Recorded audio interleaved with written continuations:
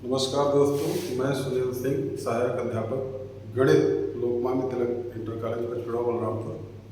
आप सभी को अपने दूसरे वीडियो में स्वागत करता हूं। मैंने पिछले वीडियो में प्राकृतिक संख्याओं, पूर्ण संख्याओं एवं पूर्णांकों के बारे में आप लोगों को बताया था। मेरा प्रयास होगा कि मैं कक्षा 9 एवं कक्षा 10 की गणित का एक सीरीज जो पूरी तरह से पूरी किताब को हल करते हुए, समझाते हुए, खासकर NCERT के पुस्तक के प्रश्नों को हल करते हुए आगे बढ़ेंगे। यदि आपके दोस्त, भाई बंधु अथवा घर का कोई बच्चा कक्षा 9 अथवा 10 में पढ़ता है तो ये वीडियो उसके लिए बहुत उपयोगी होगा। साथ ही यदि आप कंपटीशन की तैयारी कर रहे हैं तो बेसिक कंसेप्ट को लेते हुए मैं इस वीडियो में आपको पढ़ाने का प्रयास करूँगा, जो कि कॉम्पिटिटिव एग्जाम्स के पॉइंट ऑफ व्यू से भी इम्पॉर्टेंट होगा। तो मैंने कल बताया था कि आप लोगों को मैं परिमेय संख्याओं के बारे में बताऊंगा, परंतु उससे पहले कुछ बातें और जान लेते हैं जो कि बहुत महत्वपूर्ण होते हैं, जिसमें है पूर्णांकों का योग एवं घटाना, जोड़ एवं घटाना। इसमें खास करके मैं ये बताना चाहूँगा आपको कि दो नियम यदि आप याद रखते हैं तो आपको बीजगणित के यौगिकों को जोड़ने एवं घटाने में भी मदद मिलती है। जैसे बहुपद हो गया, रैखिक समीकरण हो गए इत्यादि में। तो वो नियम ये है कि यदि दो पूर्णांक समान चिन्हों के हैं तो उन्हें उसी चिन्ह के साथ जोड़ा जाता है। जैसे अगर -7 और -5 लिखे हैं बगल बगल में तो उसका आंसर आएगा -12। इसी तरह से +3 +7 है तो आंसर आएगा +10। या यूं कहें -9 -100 है तो आंसर आ जाएगा 109 इत्यादि। इसी प्रकार दूसरा जो नियम है, यदि दो पूर्णांक विपरीत चिन्हों के हैं तो उन्हें बड़े वाले पूर्णांक के चिन्ह के साथ घटाते हैं। अर्थात विपरीत चिन्ह के पूर्णांक अगर लिखे हैं तो उनको हम घटा देंगे, बड़े में से छोटे को घटा देंगे और बड़े पूर्णांक के आगे जो चिन्ह, बड़ी संख्या के आगे जो चिन्ह होगा उस संख्या को भी आगे लिख देंगे। जैसे -15 + 10 है तो इसका आंसर आएगा 15 में से 10 गया 5 और माइनस आ जाएगा क्योंकि -15 के आगे है, बड़ी संख्या के आगे माइनस लगा है। इसी तरह अगर हम देखें +7 -12 तो 7 में से 12 जाएगा, -5 आ जाएगा क्योंकि बड़ी संख्या 12 है जिसके आगे माइनस है। विपरीत चिन्ह के पूर्णांकों के लिए हम घटाते हैं।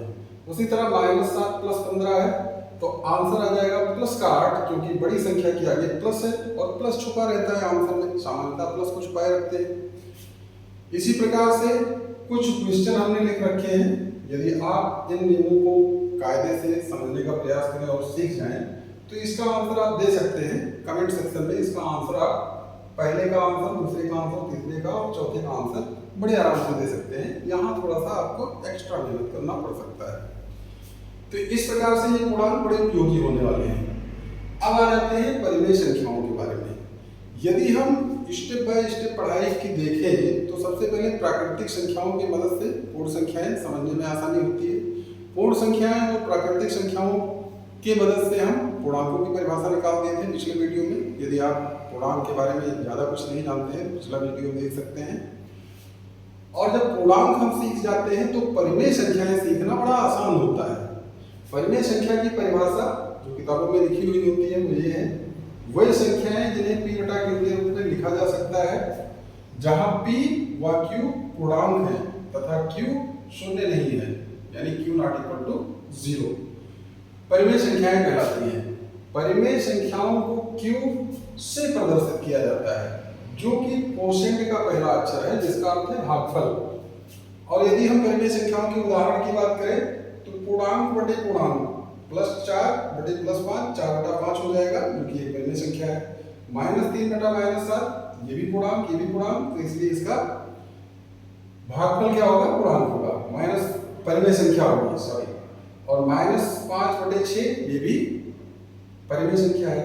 सभी पूर्णांक आपके परिमेय संख्याएं होती हैं। कैसे? यदि हम बात करें सभी पूर्णांक, ये क्या है? परिमेय संख्याएं हैं। परिमेय संख्याएं हैं। यदि कोई पूछ ले कि कैसे है परिमेय संख्या तो इसका सिंपल सा आंसर है, यदि हम 0 की बात करें, शून्य की बात करें जो कि एक पूर्णांक है तो शून्य को लिख सकते हैं 0/1 जो कि परिभाषा को पूरा करता है। इस पूरे परिभाषा का एक सिंपल सा मतलब ये है कि पूर्णांक बटे पूर्णांक को परिमेय संख्या कहा जाता है। बस आपका हर पूर्णांक शून्य नहीं होना चाहिए। हर कैसा होना चाहिए? शून्य के अलावा कोई भी पूर्णांक हो सकता है। अंश आपका शून्य हो सकता है, तो शून्य को क्या लिखा जा सकता है? शून्य बटा एक, इसलिए शून्य एक परिमेय संख्या है। यदि हम -2 की बात करें तो -2 को लिख सकते हैं -2 बटा एक, ये भी एक परिमेय संख्या हो गई।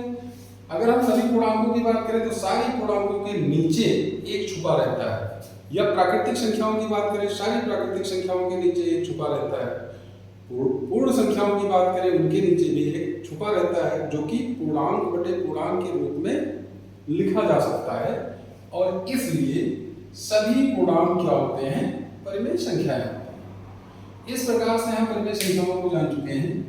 अब सबसे महत्वपूर्ण बात यह है कि दो भिन्न परिमेय संख्याओं के बीच अपरिमित रूप से अनंत परिमेय संख्याएं होती हैं। ये बहुत इंपॉर्टेंट चीज है, इसको समझने का प्रयास करते हैं।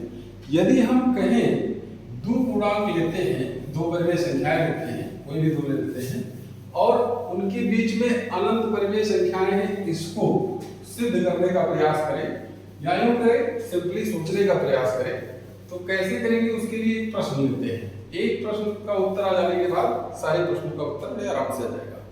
यदि हम बात करें, कोई मुझसे कहे कि 2 और 3 के बीच परिमेय संख्याएं, आपको 5 परिमेय संख्याएं लिखनी है। 2 और 3 के बीच 2 और 3 के बीच 2 और 3 के बीच 5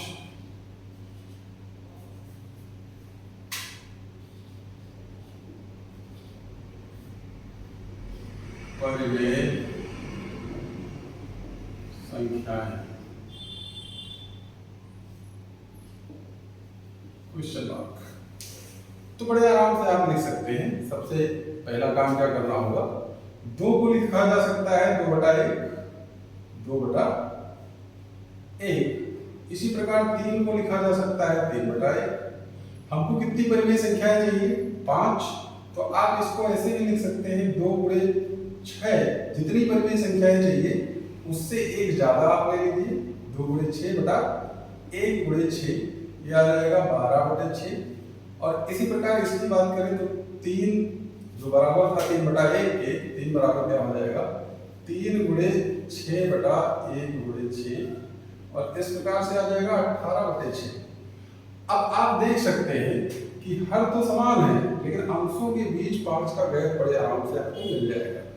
तो इसलिए 2 और 3 के बीच 5 परिमेय संख्याएं बराबर आपका हो जाएगा 11 बटा 6, 12 बटा 6, 13 बटा 6, 14 बटा 6 और सॉरी ये आपका 12 के बाद लिखेंगे। 12 के बाद 13 बटा 6, 14 बटा 6, 15 बटा 6, 16 बटा 6, 17 बटा 6।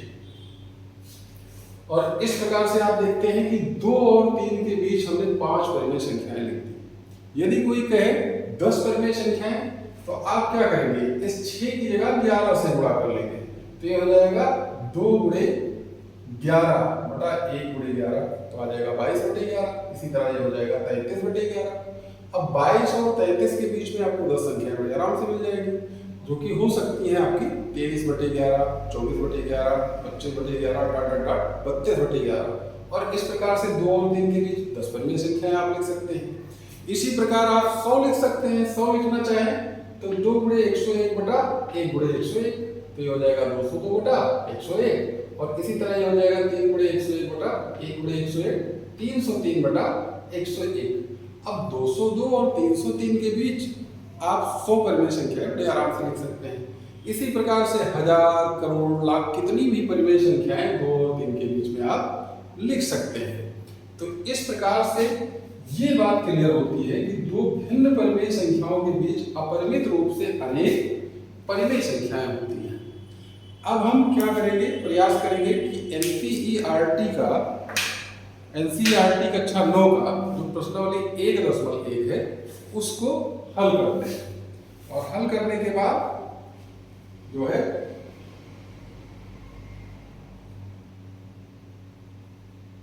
समझाते भी हैं उसको। इसमें देख सकते हैं हम लोग प्रश्नावली 1.1 है एनसीईआरटी का, ये रहा। इसमें पहला दिया गया है क्या शून्य एक परिमेय संख्या है, क्या इसे P बटा Q के रूप में लिखा जा सकता है, जहां P और Q पूर्णांक है और Q नॉट इक्वल टू 0 है।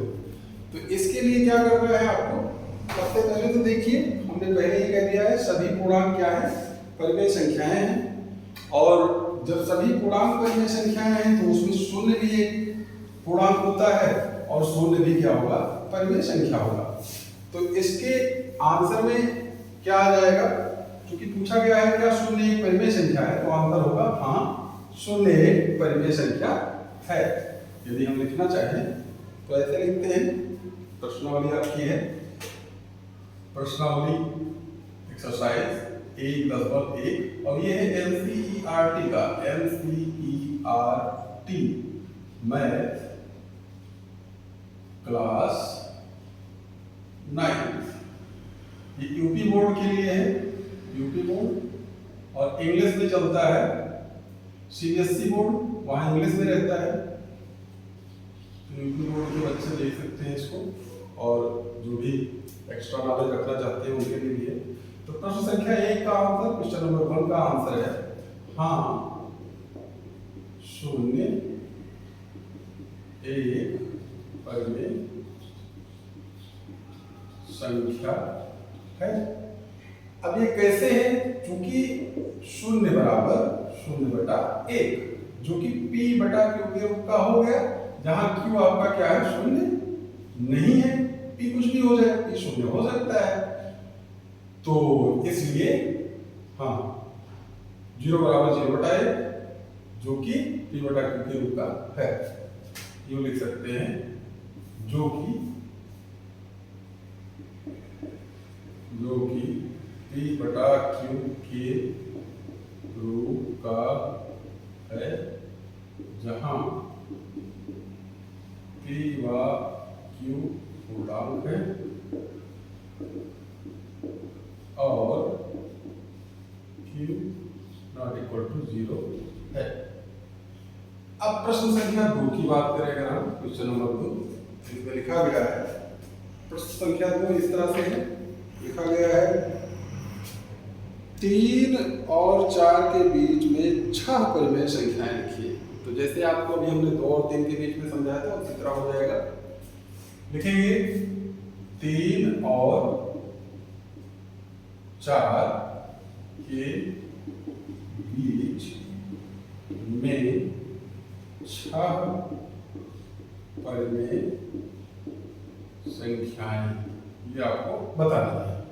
तो इसके लिए क्या लिखेंगे, चूंकि 3 बराबर 3/1 और 4 बराबर 4/1।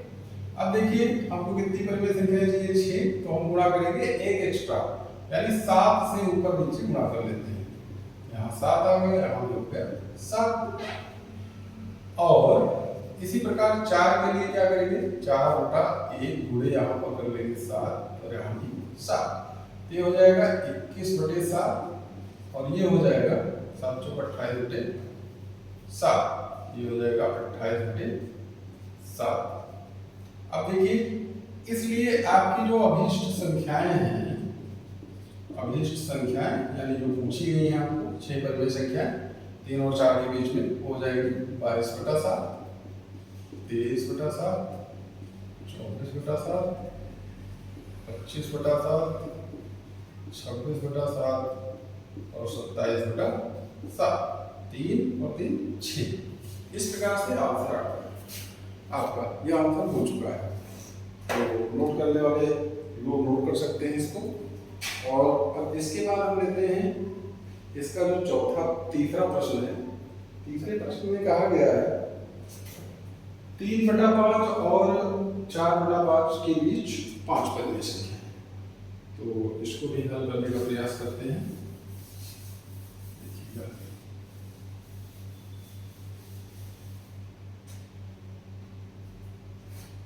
ये प्रश्नावली मिल गया 1.1। क्वेश्चन नंबर आपका है तीसरा, 3/5 और 4/5, 3/5 और 4/5 के बीच 5 परिमेय संख्या है। के बीच 5 परिमेय संख्याएं ये आपको लिखनी है। तो इसके लिए क्या करेंगे हम, उसी तरह से 5 परिमेय संख्या, क्योंकि हर बराबर है, अगर हर बराबर नहीं होते तो एलसीएम लेकर पहले हम हरों को बराबर कर लेते हैं, लेकिन ये चूंकि ऑलरेडी बराबर है तो 3/5 बराबर हो जाएगा 3/5 गुणे कितने दिन 5 परिमेय संख्याएं चाहिए तो हम गुणा करेंगे 6 से, और इसी तरह से 4/5 बराबर 4/5 गुणा 6, यहाँ मिलकर 6, और यह आ जाएगा 18/5 30, और इसी प्रकार से 4/5 बराबर 24/30। इसलिए अभीष्ट संख्याएं आपको मिल गई। अभीष्ट संख्याएं बराबर 18 के बाद 19/30, 20/30, 21/30, 22/30, 23/30। इसको चाहे तो आप सिंप्लीफाई भी कर सकते हैं, 0 कट जाएगा, 3 से काट दीजिए इसको, जो कट रहा है उसको काट दीजिए, नहीं कट रहा है नहीं कट, या चाहे तो यही आंसर है। तो इस प्रकार से तीसरा प्रश्न भी आपका हो गया है, इसको भी चाहे तो नोट कर सकते हैं। अब इसमें कुछ प्रश्न पूछे गए हैं क्वेश्चन नंबर 4 में, जिसको हम देखते हैं इसके बाद, जिसमें आपको बहुत सोच समझ कर बताना है कि सही है दिया गया कथन या गलत है।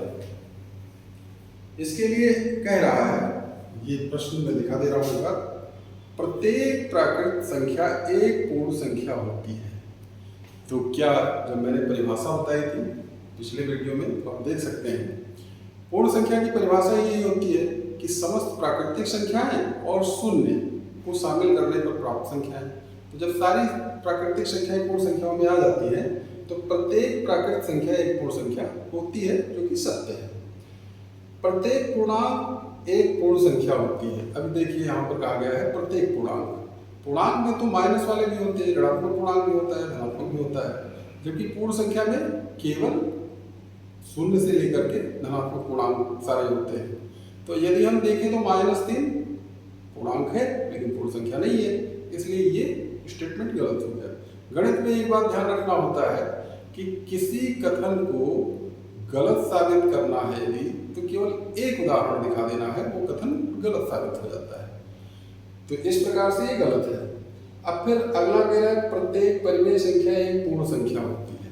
प्रत्येक परिमेय संख्या एक पूर्ण संख्या होती है। एक उदाहरण हम ले लें, 4/5, 4/5 एक परिमेय संख्या है, लेकिन 4/5 को अगर हम भाग करें तो जो आंसर आएगा दशमलव में आ जाएगा, और पूर्ण संख्याएं दशमलव में होती नहीं, तो सीधी सीधी होती है, जिसकी परिभाषा मैंने पहले ही बता रखी है कि प्राकृतिक संख्याएं एवं शून्य एक साथ जब आ जाते हैं तो बन जाती है पूर्ण संख्याएं। तो इस प्रकार से ये पहला एक्सरसाइज एनसीईआरटी का कंप्लीट हो रहा है, प्रश्नावली 1.1। इसके बाद आगे है अपरिमेय संख्याएं, जो कि परिमेय संख्याओं के अलावा कुछ और होती हैं। उसके बारे में हम डिस्कस करेंगे अगले वीडियो में। तब तक के लिए आप सभी को नमस्कार। वीडियो देखने के लिए धन्यवाद।